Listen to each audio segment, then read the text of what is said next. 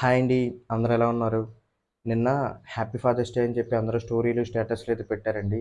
So, నేను గూడా మా నాన్నగారికి ఫోను చేసి హ్యాపీ ఫాదర్స్ డే నాన్నగారు అని చెప్దాం అనుకున్నాను. ఆయన హ్యాపీగా ఫీల్ అవుతారేమో అని చెప్పి. నాకాయన ఆయన రియాక్షన్ నాకెప్పుడూ తెలీదనమాట. ఎందుకంటే చిన్నప్పటి నుంచి నాకిన్ని మార్క్స్ వచ్చాయి. నేను ఫస్ట్ క్లాస్‌లో పాస్ అయ్యాను. నాకు డిస్టింక్షన్ వచ్చిందని చెప్పినా సరే, ఆయన అవునా సూపర్‌రా అని అంటారు తప్ప, ఆయన ఫేస్‌లో నేనెప్పుడూ ఆనందం చూడలేదనమాట. నాకు రీసెంట్‌గా జాబొచ్చినప్పుడు నాకింత ఒక డీసెంట్ సాలరీ వస్తుంది నాన్నగారు. అంటే, అవునా? ఓకేరా అయితే నీ బాధ్యత నాకు తీరిపోయింది. ఇంక నీకు పెళ్లి చేసేస్తే సరిపోద్ది అని చెప్పారు తప్ప, అవునా? అయితే నేను జాబ్ మానేస్తాను. నువ్వు నన్ను చూసుకో అని గట్టా ఎప్పుడు అనలేదండి. నేనే అన్నాననమాట. నాకు జాబొచ్చింది కదా నాన్నగారు, మీరింక మానేయండి. మిమ్మల్ని నేను చూసుకుంటాను అని చెప్పేసి. మా నాన్నగారు రిప్లై ఏమిచ్చారో తెలుసా? నా ఒంట్లో ఇంకా శక్తి ఉందిరా కష్టపడే శక్తి. నా వైఫ్‌ని నేనే చూసుకుంటాను. మీ మీద డిపెండ్ అయ్యే అవసరం మాకప్పుడే వద్దు.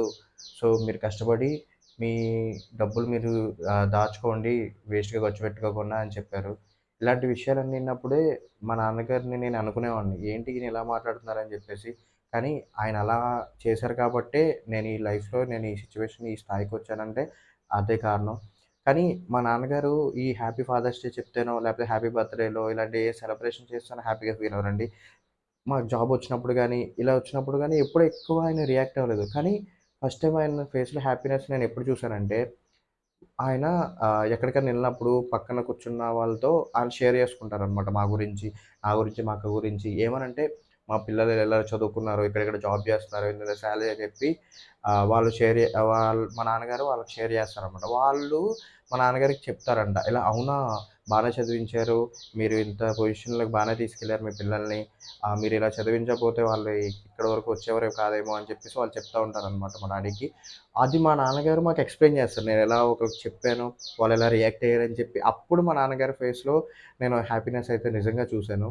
సో, అది రియల్‌గా మనం మన ఫాదర్స్‌కేమన్నా చేయాలంటే, మనం పెద్దగా ఏం చేయక్కర్లేదు.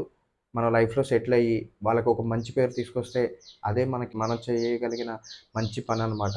సో, అందుకన్నా వాళ్ళేమి ఎక్స్‌పెక్ట్ చేయరు మన గురించి. ఏదో వాళ్ళ పిల్లలు సెటిల్ అయ్యారా, వాళ్ళొక మంచి పొజిషన్‌లోకెళ్లారా అనే చూస్తారు. సో, అది మనం వాళ్ళకిస్తే చాలు. మన ఈ హ్యాపీ ఫాదర్స్ డేలు, లేకపోతే మదర్స్ డేలు ఏం చేయవసరం లేదనమాట. సో, నాకైతే ఇదనిపిచ్చింది. సో, మళ్ళీ మన నెక్స్ట్ వీడియోలో అయితే కలుద్దామండి. మరి ఉంటానే.